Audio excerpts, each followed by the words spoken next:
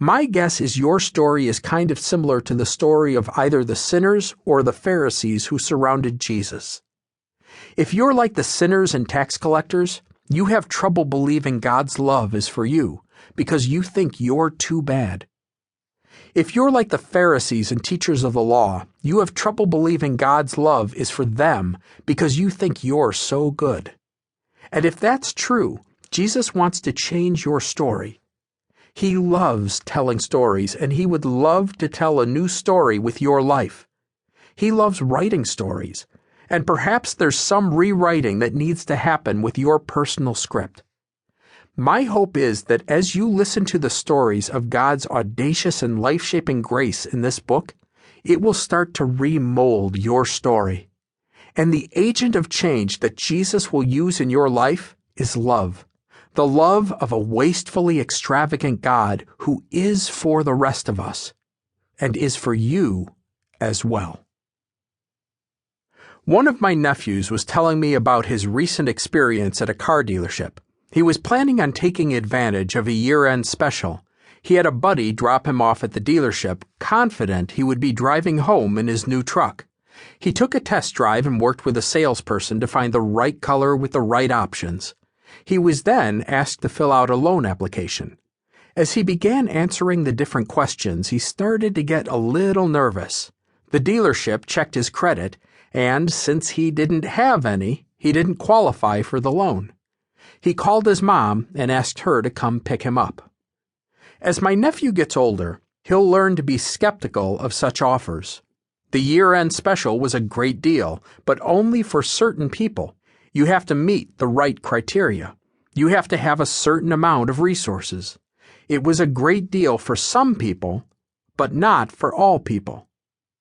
A few years ago, I went to the home of an older couple who were interested in becoming part of a church where I was pastor. Neither of them had grown up in church, and they had only attended services where I preach a few times.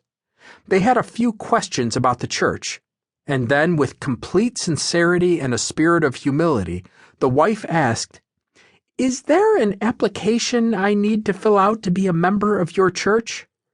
Before I had a chance to respond, her husband jumped in and asked a question with a little more cynicism. "What I want to know is, how much does it cost?"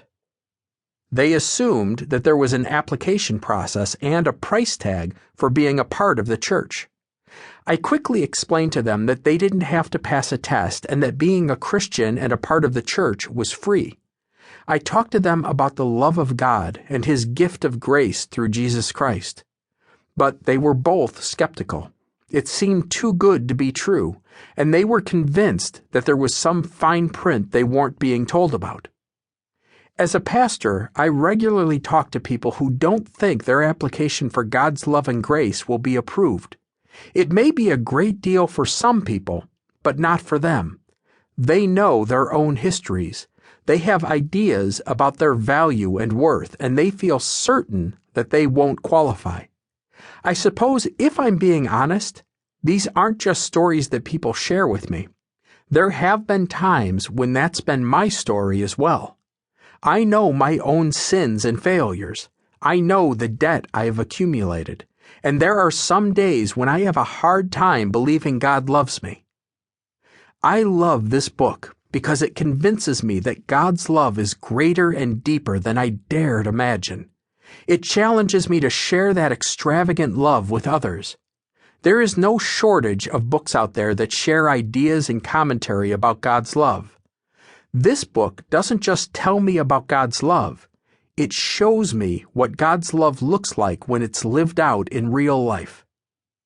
I have known Vince Antonucci for well over a decade, and I love getting to spend time with him because he always has the most incredible stories of how God's love is impacting the people he pastors in Las Vegas. In these pages, you will hear real-life stories from the people Vince and his church minister to, stories that will have you laughing and crying, and that will lead you to realize no one is beyond God's grace. That will make you fall in love with God for the first time, or all over again.